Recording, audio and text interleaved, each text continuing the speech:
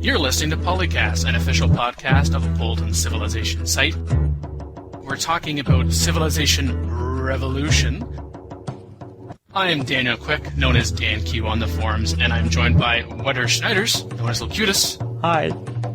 We are proud and pleased to be joined by community manager at 2K Games, Elizabeth Tobey, who goes by 2K Elizabeth. Hi there.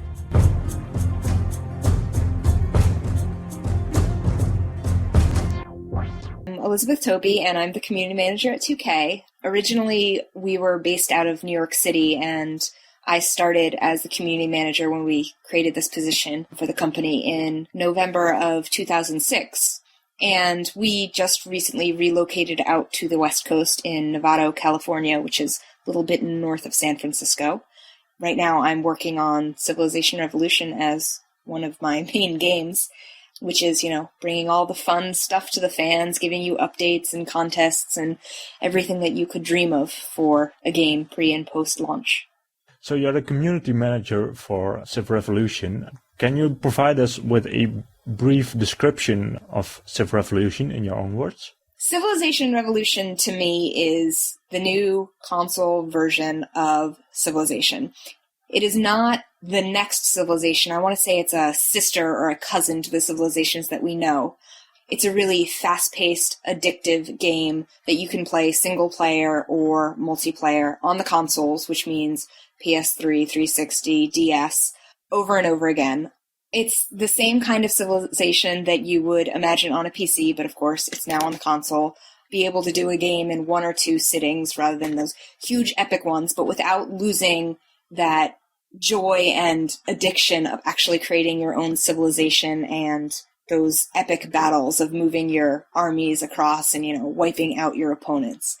I want to also say that one of the great things about Civilization Revolution will be the multiplayer. I think that this is one of the best experiences that we're going to be able to have to actually connect with our friends without having to worry about whether you're going to set aside, a whole weekend to play out a battle without losing any quality. And just as a personal note, since the builds became stable enough for me to be able to play on my 360 dev kit, I've been playing this game every day, at least one full game every day in the office for about the past 3 months. Still absolutely adore it. Who do you play against? Other people in the office or fractions? Or? Well, right now, the games that I play every day are the single-player ones, which it either means that I am completely insane, which I would agree, but it also, I think, speaks to how different you can play this game. By cycling through the leaders and determining what kind of victory conditions I want, whether, I want to take out all civilizations or have a cultural victory or an economic victory, this game is completely different depending on how you decide to play it, so there's no way you can get bored. And also, if you play it on some of the harder levels, the AI can definitely still destroy me if I'm not careful. I can already hear some of our listeners asking, Elizabeth, when the game is released, will you let us play you? Of course. That'll definitely happen. And I'm hoping that for, that first week, I will be able to beat you guys until you guys actually get the hang of the game, and then I'm sure are far, far better than I will ever be. All right, so all you people out there who don't have any friends, Elizabeth will be your friend and play CivRev with you. Yes, and I don't have a PS3, but I have a 360 and a DS, so you'll be able to play me on both of those systems. But not at the same time. Yeah, that would be a little tricky. I'm good, but not that good. So you're not just 2K's community manager for Civilization Revolution, from what we understand. You also oversee the Darkness and the Bioshock communities, the latter of which you have been covering since before Darkness and CivRev. What do you find to be the difference and similarities in covering these communities as a fan for the fans at 2K?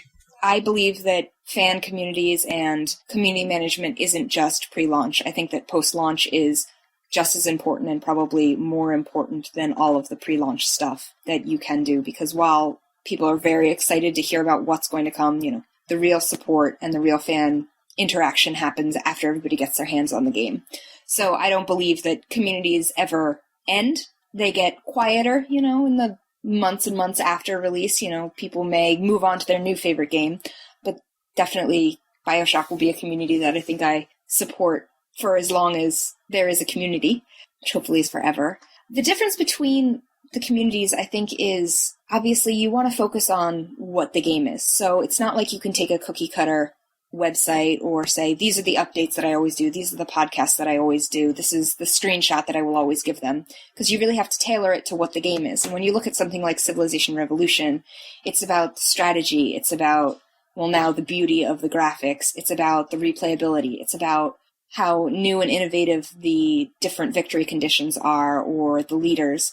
So you want to step back and say, as a fan, I'm interested to know what's new about Civilization Revolution, what is continued when you think about it in regards to Civilization 4 or civilizations that you love in the past, and what do I really want to know about this game to decide whether I want to purchase it or not, and to know how is this game going to be supported with downloadable content or games of the week after the game comes out. And then, of course, there's the fun stuff like what kind of fan giveaways would I want? What kind of t-shirts do I want? What kind of Xbox 360 faceplates? And then you get to do all of that fun stuff. And just try and give the fans whatever you think would be most important for them to know about the game to make an informed decision. And then, of course, going on the forums and amazing fan sites like yours and asking, what do you want to hear about? The thing about community management is you don't have to dream it all up yourself because you have a whole host of people who are going to give it to you. With these different fan communities that you cover, do you find that there are differences in the community itself? Are Civ fans different from BioShock fans? Civ fans are a very unique breed.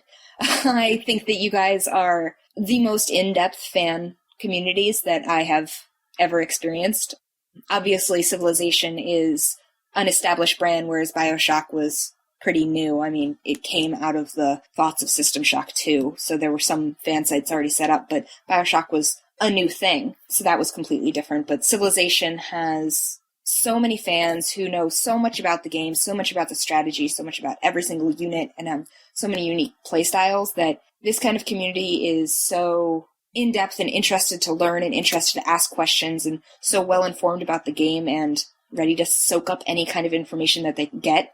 It's a completely kind of interaction. I feel like I'm being thrown in with people who are so much smarter and more informed than even I am, and that it's always keeping me on my toes to get them the most important information that they already need because they know so much baseline about Civilization that I don't have to, tell them the basis of the story or the concept of the game. There is, especially on the 2K forums, people who pop in and see that Civilization Revolution forum, and they might be there for Darkness or BioShock, and are pretty new to Civilization.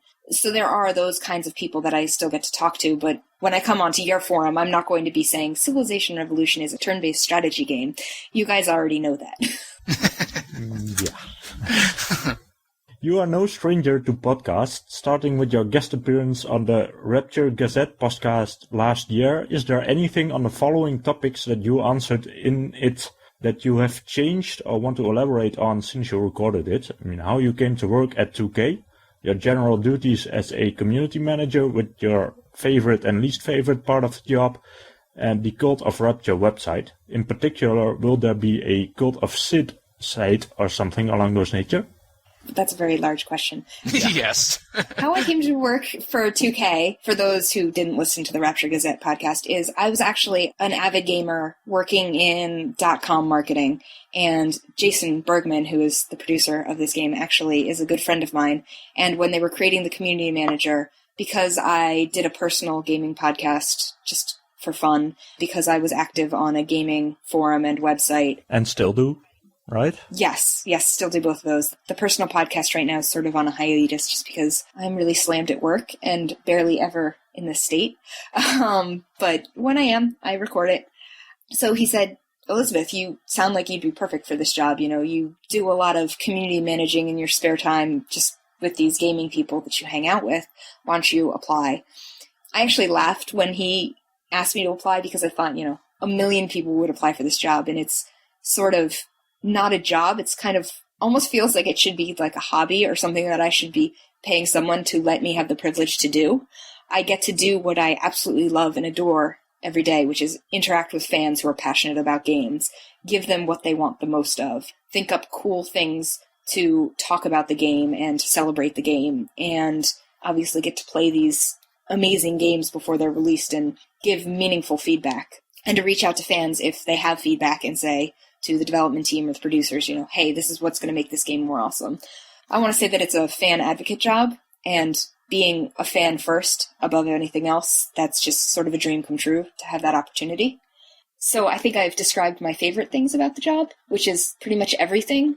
The least favorite thing I think I've got right now is the fact that I have traveled to 3 different states within a month. There's a lot of travel recently, just because there's so much hands-on, wanting to go to conventions if a game's being shown, or going to the developer because I'm very hands-on with their needs and with fans' needs and communication. I can't say that's really a downside. It's great to be able to travel and meet all these people and go so hands-on, but it does get tiring. But that's, a very small least favorite, and I think it can also be seen as a positive. As for a Cult of Sid, I feel like you guys are the Cult of Sid, even if you don't have that name. When I was making my new business cards for moving out to California, I actually asked if instead of community manager, they could write cult leader on as my title, because I feel like if I do my job well, whether it's the Cult of Sid or the Cult of Rapture or the Cult of Civilization, I hope that's what I'm creating. I hope that I can grab old fans of the genre and new people and make them so excited that they would want to be in something like a cult. No, we're not going to be creating a Cult of Sid, mostly, as I said, because I think you guys have already done that, and I don't think that there's anything that I could do that might top those existing Civilization fan sites that are out there. I think my big duty is to bring you guys the information, the contests, and the fun that you guys really want. I think that you guys have made the cult thing happen on your own. Whew, and excellent, respectively. So you mentioned traveling to 3 different states in the past month. Wow. So you are in frequent contact with the development teams, whether it's in the Civilization community, Darkness, or BioShock. How frequently are you in contact, otherwise or normally, and how are they usually conducted? I think it's usually by email or phone or voice over internet protocol like we're doing here, or... Yeah, well, definitely, I think day to day, which I would say, several times a week, if not daily, I'm probably emailing, Dennis or Kelly or someone from Firaxis. They always help me get any assets or updates that I need. And by proxy, of course, Jason, the producer, who works in the same area as me, I obviously talk to him several times a day. So we're always in constant contact. I think that the development team is the most important part of the game because they're the ones who are building it and know the most. So we're definitely always in contact with them. I have many conference phone calls with them. And I think probably every 6 weeks or so is when I go and visit face-to-face. Stuff like doing the official podcasts, which aren't out yet, but will be eventually, are things that I like to do face-to-face because it's easier. It's better if I go and shake the hands of everyone that I'm talking to. And I really get that flavor of what it's like to be in the studio and what they're working on right now and what's most important and what I should go and relate to the fans. You've indicated in the past that you've been a Civilization fan for a long time. How were you introduced to the series and which games have you played exactly? And what's it like to now actually work on the game? I was introduced, I want to say maybe in 6th grade. I'm going to be dating myself if I give you an exact date. And I'm pretty sure that it was Civilization 1, the original one. It might have been 2, but I'm pretty sure it was 1.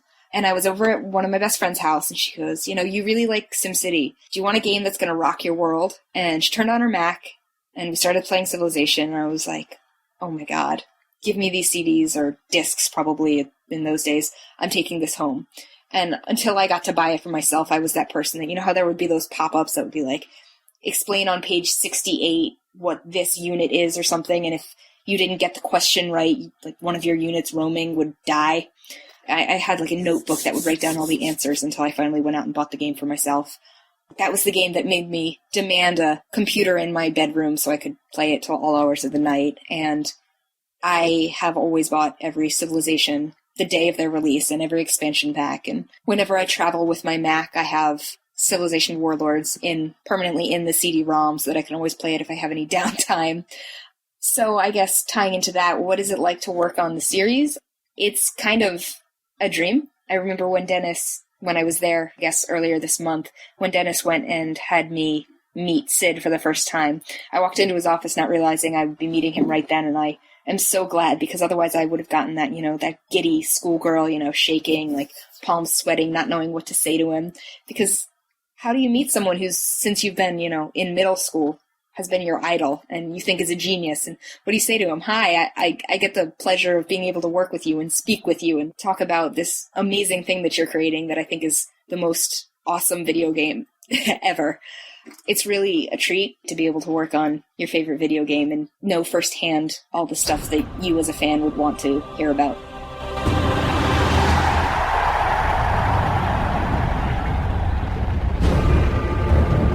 World-famous game designer Sid Meier brings the greatest strategy game of all time to the next generation. Sid Meier's Civilization Revolution. You're fighting a bit of an uphill battle as far as the PC Civ community is concerned. A number of people aren't exactly jumping up and down in excitement for CivRev just yet. How do you feel about that? I think that all good things will happen in time. I think that we still have a while yet for people to think about and gather information and make informed decisions about how they feel about Civilization Revolution.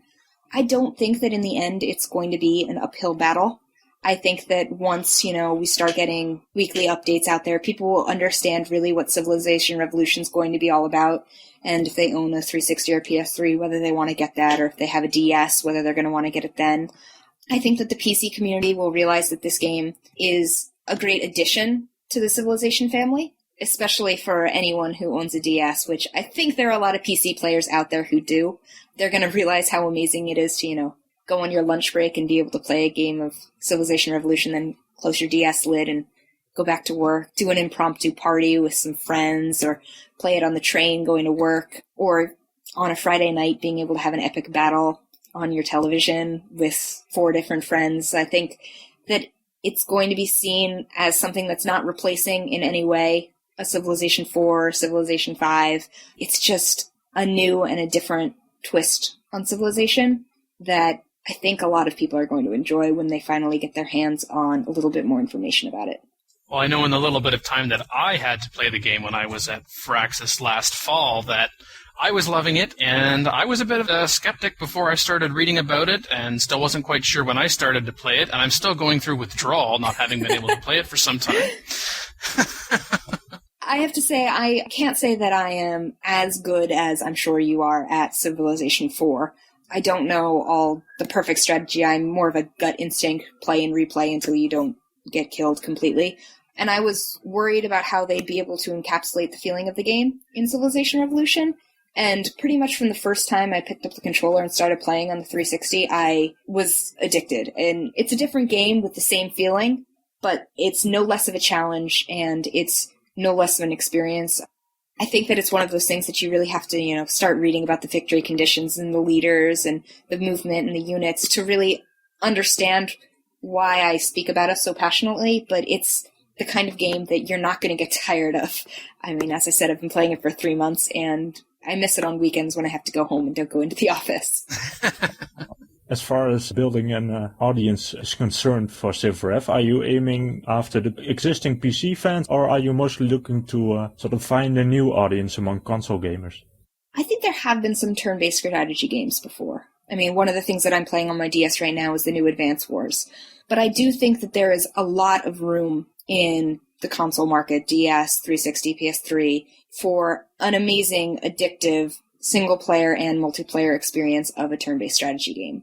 So people who are new to the genre or who like the genre but don't really know Civ, or the hardcore Civilization players of the days of the past, I think everybody can enjoy this game because I think there's a lot of different ways that you can play it depending on how you enjoy playing games. I do think that there will be some people who pick up this game not knowing a PC version of Civilization who will then be interested if they read anything about Civilization 4, the Civilization 3, and who will probably, download a demo or go out and pick up the game. I definitely think that there will be increase in the PC version for those who don't know about Civilization already, but I also think that this game is very much for the already established Civilization fanatic. Okay. Increasingly, we see the community aspects of console games moving into consoles' private networks, such as Xbox Live. For a console-only game like Revolution, do you think there's still room for community building on the internet? And what plans do you and 2K have for CivRev support on those closed channels? I think that anywhere that there is a close-knit group of people, be it a fan site or if you congregate on the Xbox website, if there's a really great game out there, there will be a lot of people talking about it. And they're going to talk about it in the forum that they're most comfortable. So anywhere that there is an active community talking about Civilization, I want to be there and help give them the information that they're asking for and answer the questions that they keep asking about. I do want to build a very informative, non-marketing, updatable website that people can go to, the official Civilization Revolution community site, where you can always go, find out the latest information. But I always want to outreach to fan sites or, anything like the Xbox Live network, because I don't need to bring a community to myself. I am the advocate for the existing communities. So wherever you are, I want to be there. So I think that community building in as many different places on, as you say, the open internet is an excellent thing. And the more there are, I think that means the more successful my work has been, and of course the work of the programmers has been, because I think that a game itself builds communities, and the more amazing the game, the more communities there'll be. Okay, and more specifically, what are the plans for doing things on Xbox Live and things like that? Usually I start out grassroots, where, like I did with your forum, just jumping on and asking some questions and seeing about the interest. And depending on the interest, sometimes we'll partner up for contests, or I know with BioShock I ended up running a weekly/bi-weekly BioShock blog. I think it really depends on the interest of the community, whether they just want to hear about updates and then, jump over to the site that has all the official updates, or if they want me to have a more hands-on dialogue with them. So it's really up to the fan sites and up to those communities as interest grows. So in other words, if fans have some input, they should let you know, because you're not going to be able to read their mind. Of course, yes. Speak up. Email me. Do whatever you want. Send me a private message. I'm always open for that. And she prefers to receive her private messages at Apolyton. Oh, no, wait. Join the revolution in a groundbreaking new civilization experience. Command your nation against history's greatest leaders and tyrants. Gain control of the globe through peace or military might. Clash with rivals and seek glory in epic multiplayer matches. Moving on to some more general questions submitted by users. From Banjo K asks, how many rivals are available in single player, and can you enable AI players in multiplayer? I have to say, I forgot all of my cheat sheet notes with the latest updated information, so I'm not going to be giving you guys official numbers. You can have multiple rivals. I think we've got 5 right now, 4 or 5 in single player that you play against. And in multiplayer, you're going to be able to have your 2v2, your 4v4, your free-for-all, and you can enable AI in multiplayer. So if Dan and I want to hop on and be on the same team and play against 2 AI players, you can completely do that. If the 3 of us are playing and we need a 4th, you can have an AI player come in for that. So it's very adaptable. And as I said before, there is some smart AI, so you can be challenged with it. I'm sure that all of you, though, can trounce even the most difficult AI after playing a couple times. Yeah, we'll have to see about that. Time will tell. It's not been programmed by Blake, so we'll have to see. I've tried to play some online Civilization 4 Beyond the Sword with some of my own friends who say they're big Civilization players, and I wish that I were playing against a computer sometimes, because they just destroy me. 1,000 years or so, I'm just holding on to that one last city, and it's a challenge. I'm curious, when you say there are like 5 opponents available on single player, are there different map sizes, or is it all one map? Because with so few civs, I imagine there's not too much variation you can have. The maps are done a little bit differently than civs in the past, and I'm going to put this off to the programmers to talk more about, but I have to say that the world does not feel too small or too big, and that they have balanced that really beautifully. Okay, but there's not like in Civ 4 5 or 6 different map sizes from tiny to huge. No. The maps are randomly generated, but there isn't like the tiny map versus the absolutely ginormous one. Yeah, with so few players compared to Civ 4 anyway, it would make a whole lot of sense. Mm-hmm. Okay, from Viper7, Will there be an open play mode for custom rules, such as custom victory conditions, not allowing certain victory conditions, for example? I'm not sure about custom rules. I know that there are several different victory conditions, and all of them are open. You know, the domination, the cultural, the economic, the science/technology victories. We also will be having scenarios, which I'm not sure if you've officially heard the word on that yet, but we will be having scenarios. I'm not sure if there's going to be an open play mode that is as customizable as you would imagine from Civilization 4, but there is that open play where, you know, you go and you face off against other people and you choose how you want to win.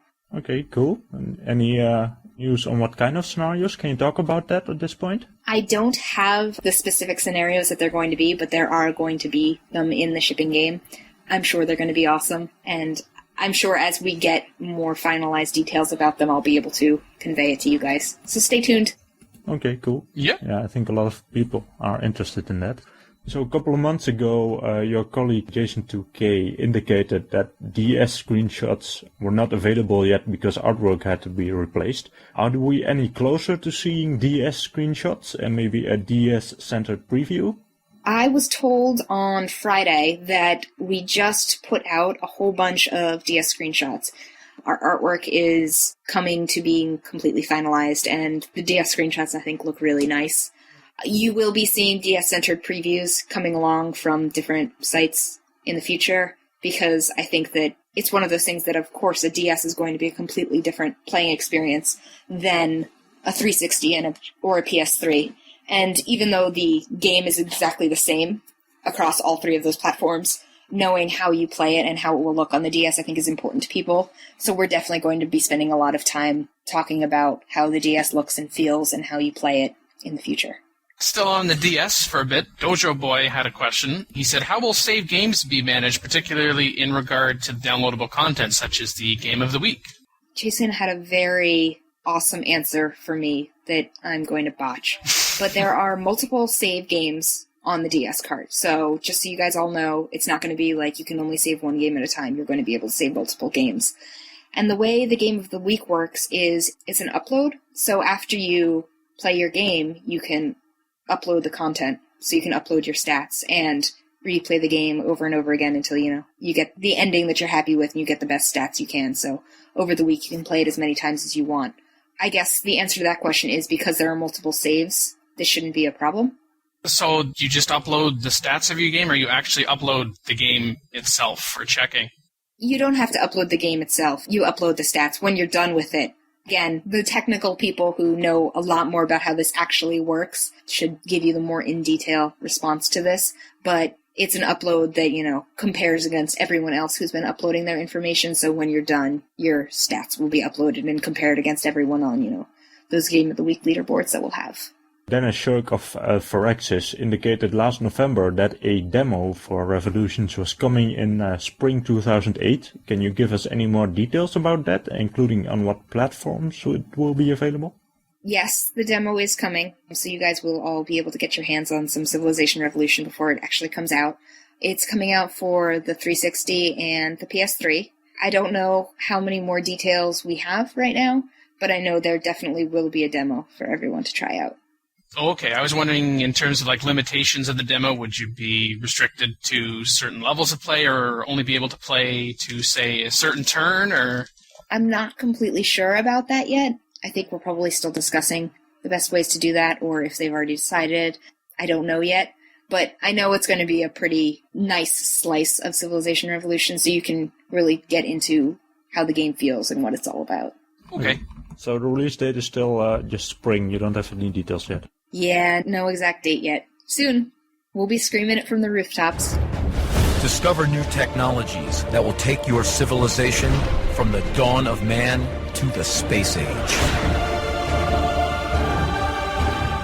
So looking at multiplayer now, more specifically, can you run through all of the multiplayer options for us? In particular, there have been some conflicting reports and interpretations on what will be offered, particularly when it comes to Hot Seed. Many previews are saying no, but U2K is saying yes. Jason2K said that last November. Well, obviously, a lot of things change while you're producing a game. There will be the free-for-all mode in multiplayer.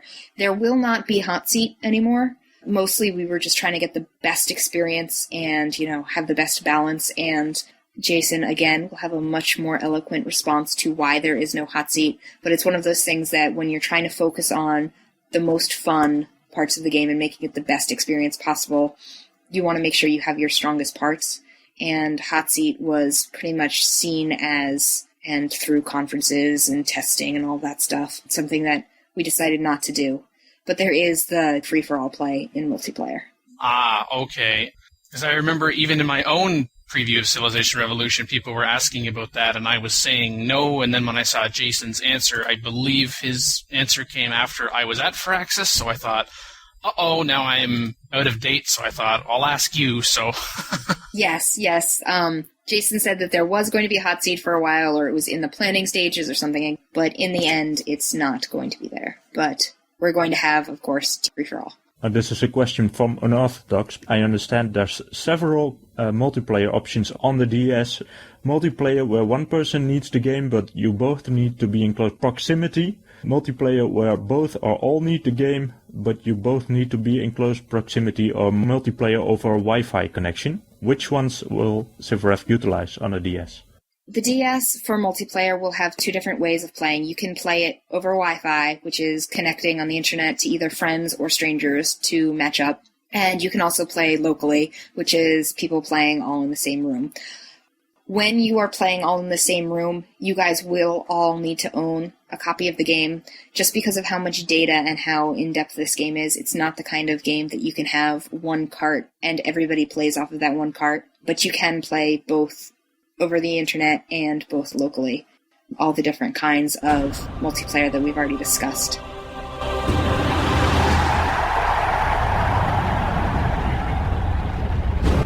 Just out of curiosity, how many community managers are at 2K? Just me. Oh, just you? Oh. I think we're adding a sports one soon. Oh, no wonder you have 16-hour days.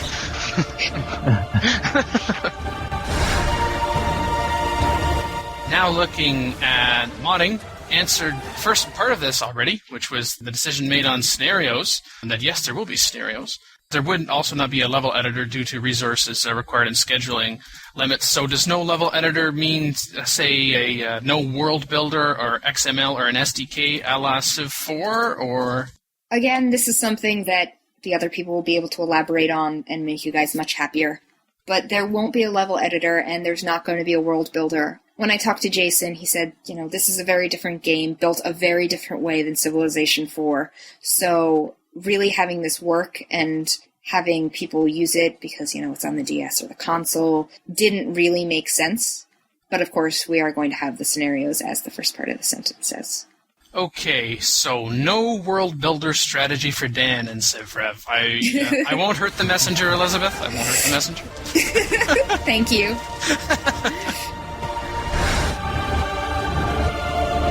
Luckily, I don't, for my own personal podcast, I don't have to do the editing. I can just do the jabbering. Oh, so you're in Wouter's shoes then. I don't like either of you.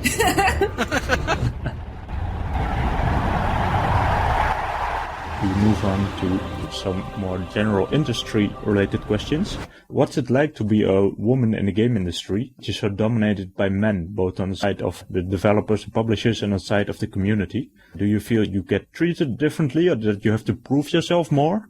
Earlier this month, an I have a crush on 2K Elizabeth thread popped up on the off-topic forums for BioShock. That's more exception than rule, right? I have to say, I think that there are many more women coming into the gaming industry, both developer and publisher side. And as time goes on, I think that you're going to see a lot more gamer girls and gamers in this industry. I think it's like any industry where eventually it will even out, depending on genre. I think that I'm not treated differently. I've never felt, at least from the developer-publisher side, I've never felt being a woman changes anything. And I don't feel like I have to prove myself anymore. I think that it's a very equal playing field right now. And I've never actually felt that being a woman really changes anything about my job. And stuff like the I have a crush on 2K Elizabeth, which made me giggle. That kind of stuff pops up sometimes, I've gotten a couple thank you packages and teddy bears in my day. But I would like to say that although maybe they wouldn't be teddy bears, that male or female, a community manager would get that kind of thanks from the fans for job well done or excitement. And I have to say that Ken Levine, who is the creative director of BioShock, also got a teddy bear. And he's definitely a man. So I want to say that that's not because I'm a girl. I don't know if it was in that thread on the Crush thread. I think it was where you linked to a couple locations where one could find pictures of you, and one individual posted his picture and said, "So this is me. If you like, PM me." So that's I think, I mean, my BioShock family is, I know most of them pretty well now, and so I think most of them are pretty tongue-in-cheek. They might be excited about, being able to talk to a knowledgeable girl who doesn't hate games, because I know the stereotype of the girlfriends are, the people who always want to pull you off the console or off the PC. But as I said, I think that in reality, more and more women will prove to not be that way. How many pink DSs have you seen around? And they're not being carried by boys, by and large. As you were saying that, I was thinking about one particular user on our forums whose handle is "My Wife Hates Civ," which many have cited this one of everyone's all-time favorites. So, well, my boyfriend hates Civ. And it's not that he hates Civ, he hates the, those all-night sessions where I'm like, no, we're not going out, I'm finishing this game. So I guess we'll soon be seeing a registration for "My Boyfriend Hates Civ," "My Husband Hates Civ." Yes, my boyfriend left me because of Civ. So do you think online gaming communities are too male-dominated? Would they benefit from a larger female contingent and the larger female contingent that we're getting? Or what would be needed to realize that? I don't know whether you need things that are specifically marketed towards girls. I think there are probably games that girls feel that they will be less good at. Some weird stereotype about, first-person shooters being male-dominated or something like that. But again, as I said before, I think those stereotypes are going away.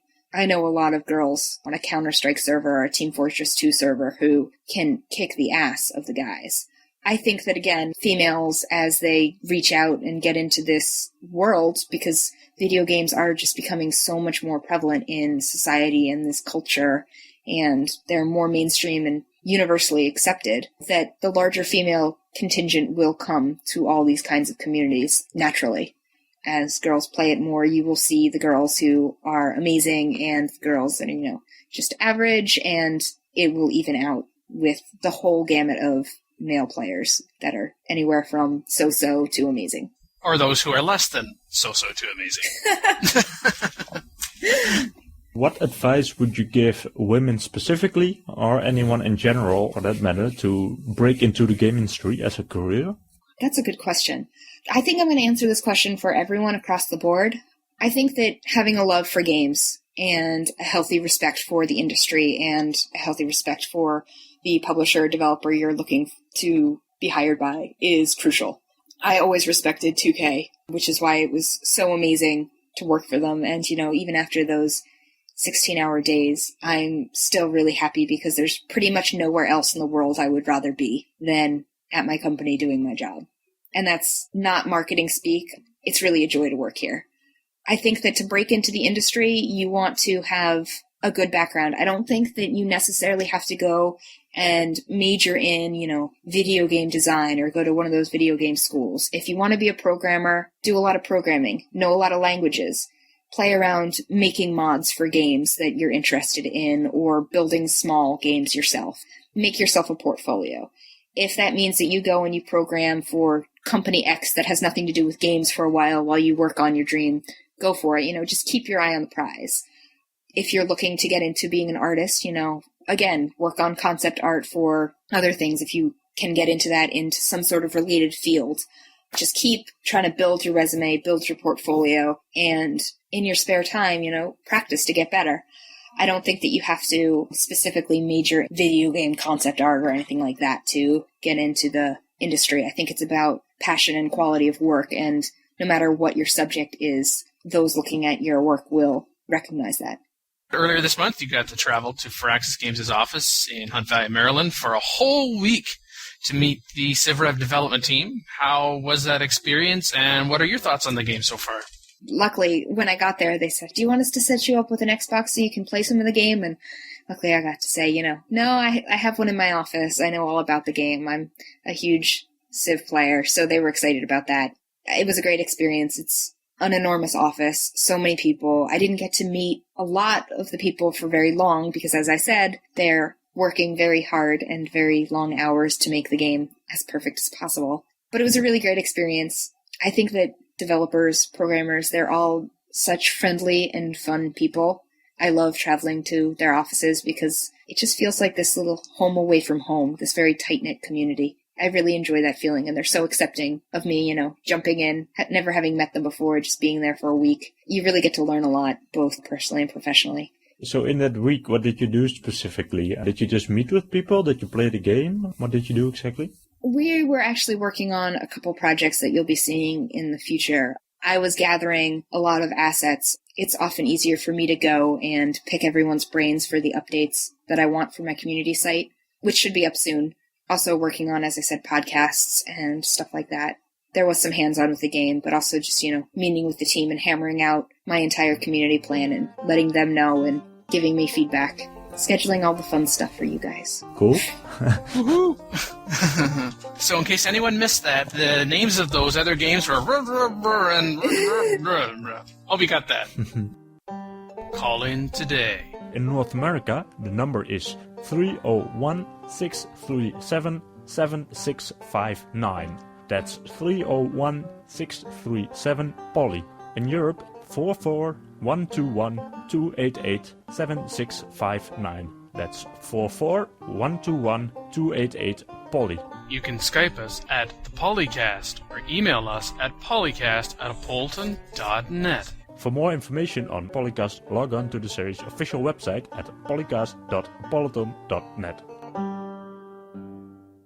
Moving on to some miscellaneous questions. In one of your first posts on Apolyton, you indicated you've been reading the site for a long time. How and when did you find us, and any particular reason you didn't register before?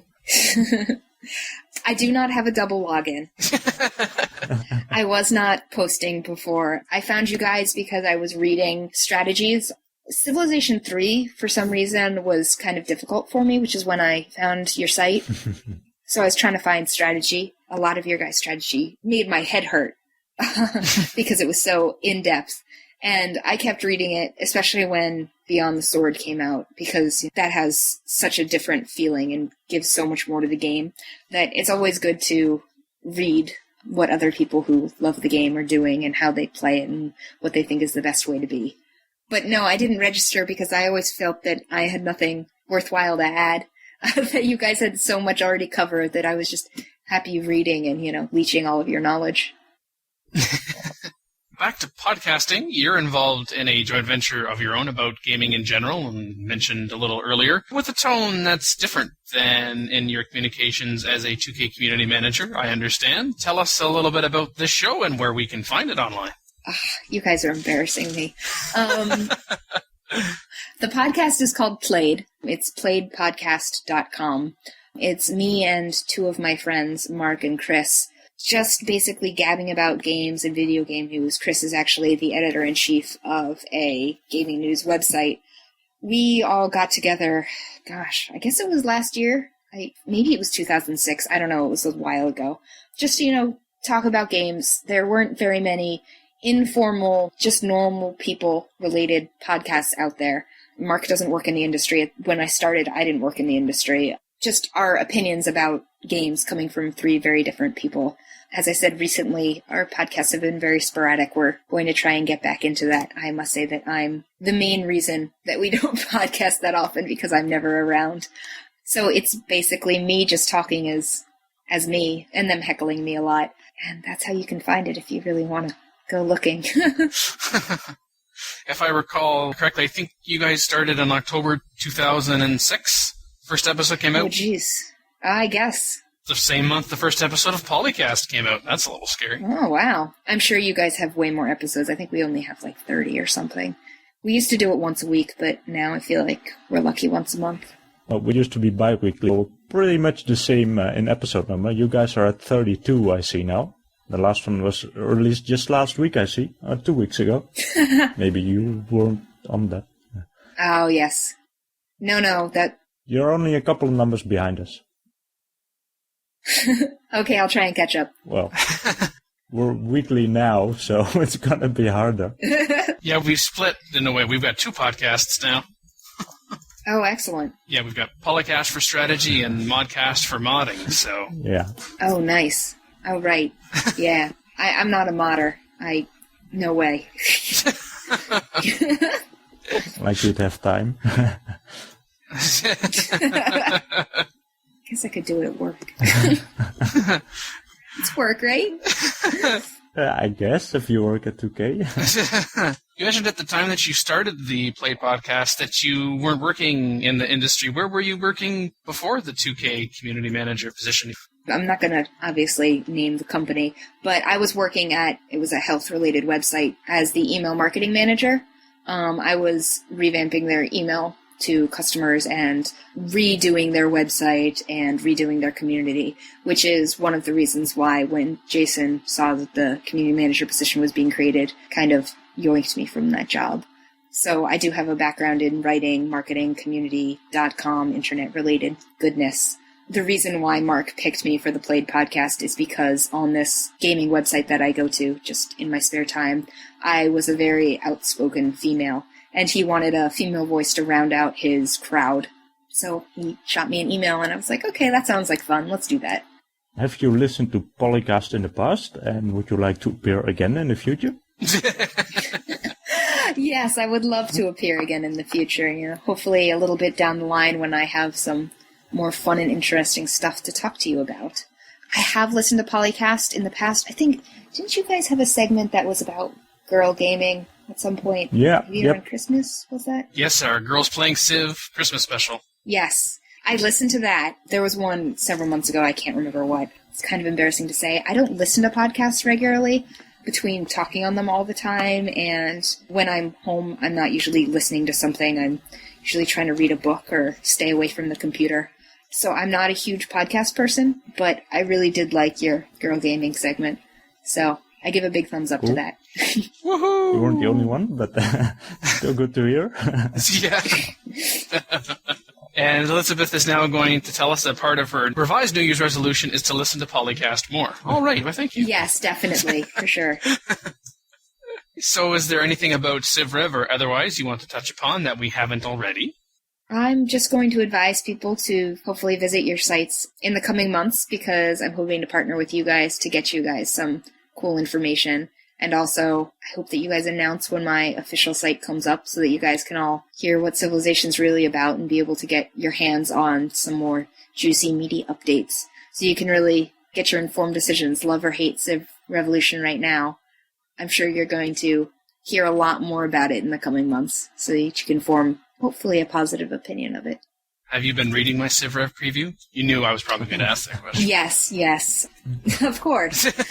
I know I can't get all of it, but I try and read everything that's being said about Civilization Revolution, good, bad, or otherwise, just so I know also where to go with my future stuff. If somebody says, I don't think Civilization Revolution is going to have this, I need to go confirm, deny, give more opinions about that. So any kind of preview, official or unofficial, whether it's just a line in the forums or, something robust like what you write up, it's always good, because that's what I have to base all of my work on. So keep doing it.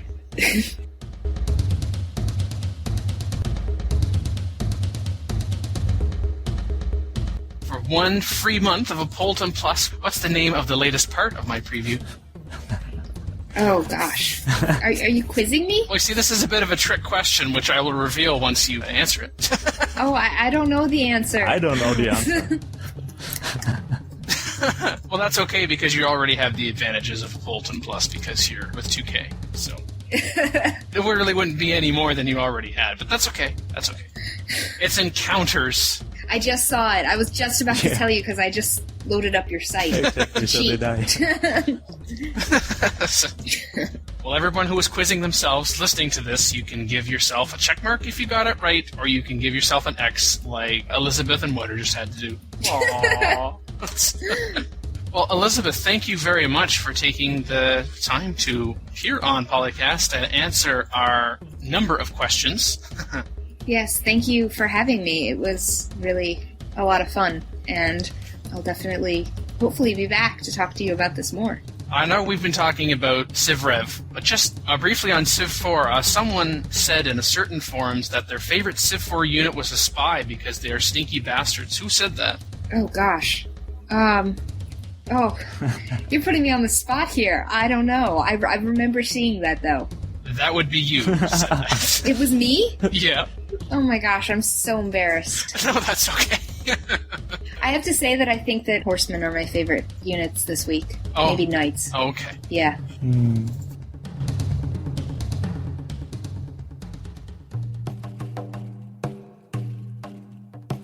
Hi there. Hey, Elizabeth. It says here in the question that it has to be 15 seconds or less. I'm not sure if I'm going to be able to do that elevator pitch, but Civilization... That's why I left it off. I think it's your turn then. Oh, yeah, that's right. See? Awkward silence. Gets cut in post-production. And I do see that the next question is a duplicate. Whoops. It's okay. Would you like to answer it again? No, I'm just kidding. You guys are embarrassing me.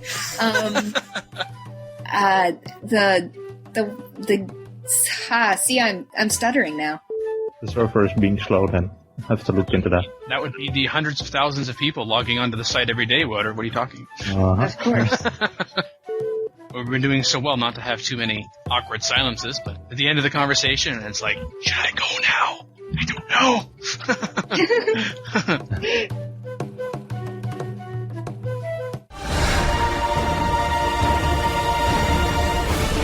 You will not simply experience history, you will make it.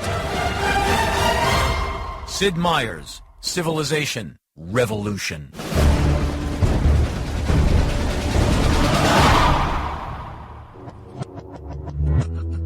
Record date January 27th, 2008.